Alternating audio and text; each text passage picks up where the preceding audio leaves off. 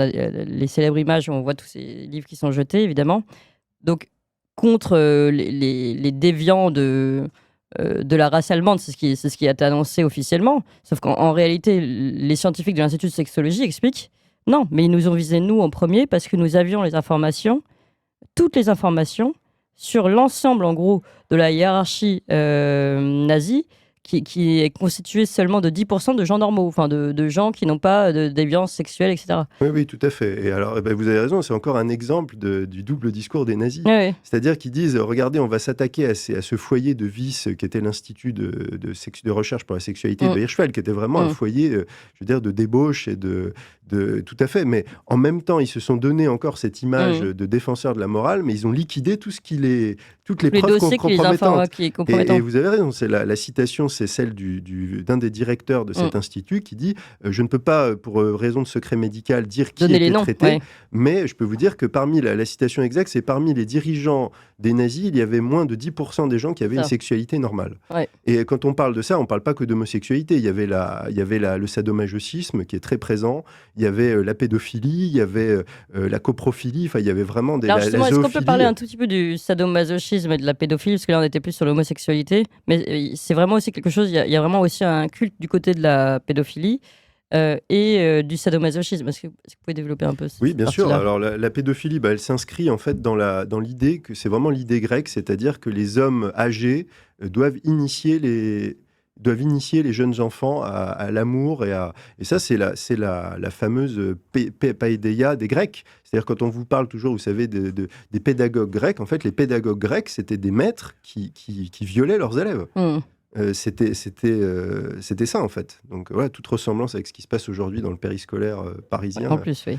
Donc voilà, et la sadomasochisme, en fait, c'est souvent il y a des problèmes psychologiques qui sont liés à ces pratiques. Et en fait, il y a un besoin d'exutoire de la violence, une difficulté à prendre du plaisir sans la violence. Et ce que montre le livre, c'est que il y a une association qui est historique, et certainement peut-être des psychologues pourront plus détailler ça, mais entre la violence physique et les pratiques déviantes et chez certains homosexuels, notamment les homosexuels virilistes. Donc il y a un lien, c'est des gens qui ont une grande agressivité, et dans l'histoire, en effet, les troupes de choc ont souvent été des groupes très masculins, soudés par entre guillemets, la fraternité virile. Et il y a un petit passage du livre où Scott Lively parle notamment de l'islam et du terrorisme islamique, qui reprend ces méthodes, et il évoque ça en lien, parce que vous savez que les nazis ont eu, avec notamment le grand mufti de Jérusalem, un lien avec le nazisme. Il y a eu une sympathie entre le monde islamique et le nazisme. Et il explique qu'un des fils rouges de ça, c'est aussi cette homosexualité dans ces milieux très masculins qui n'aiment pas les femmes et qui sont très violents et militaristes. Oui, c'est intéressant, parce que là, on reboucle avec l'islam. Tout à l'heure, on était avec la religion, pour le coup, rejetée, donc judéo-chrétienne.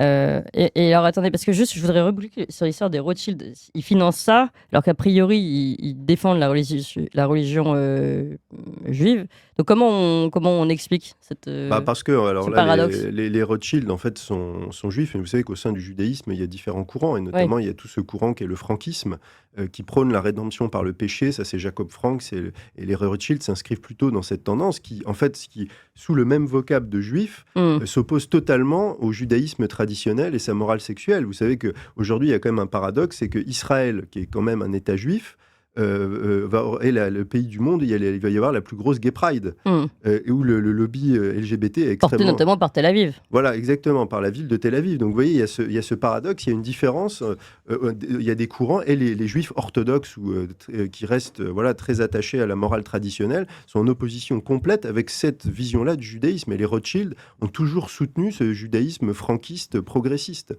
Et voilà, et c'est ce qui peut expliquer cette filiation. Alors, et j'avais aussi vu un message, une occurrence, on va dire, concernant les jeunesses hitlériennes, qui étaient elles aussi formées à l'homosexualité d'une certaine façon, initiées, on va dire. Oui, tout à fait. Alors ça, les jeunesses hitlériennes, en fait, sont une évolution d'un mouvement beaucoup plus ancien qui s'appelle les Wandervogel, qui sont en fait des espèces d'équivalents des scouts, je veux dire allemands, mais avec un côté un peu plus païen.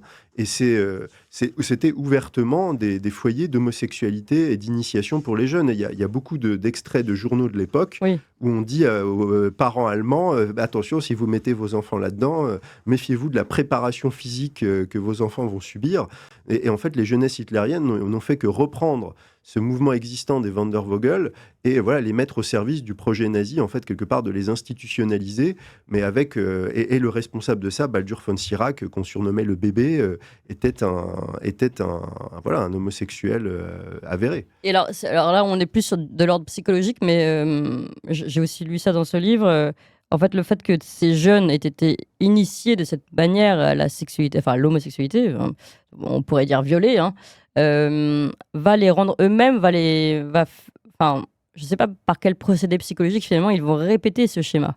Oui, Et exactement. en fait, ça élargit la confrérie. Exactement. Ouais. Et c'est ce qui explique très bien Scott Livy. Et d'ailleurs, on ne peut pas lui faire le reproche qu'il soit homophobe ou quoi que ce soit, parce qu'il fait la distinction dans le livre entre les homosexuels il dit, voilà, le voisin, la personne qu'on connaît, qui a cet aspect de sa vie qu'il doit gérer.